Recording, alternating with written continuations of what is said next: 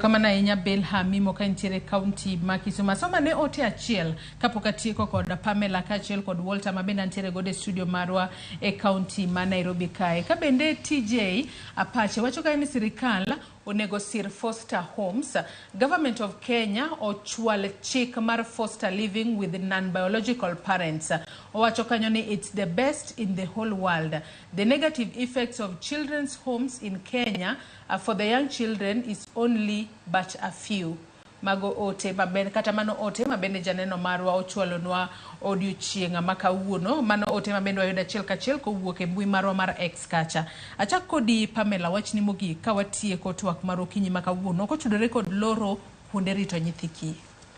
Kes ni kaeri nyathi sama wuon gi min gi otho to adhi e liel example idhi e liel ti wacho ni nyathini idhirite an kod gi kacha kokel nyathino ka chingano kata ka enang ko go nyathini dwa nego community tero report ni nyathi mori nego ka nyathini ibiro mak mama ni tero kama kes dhi luwe madhi chopo betami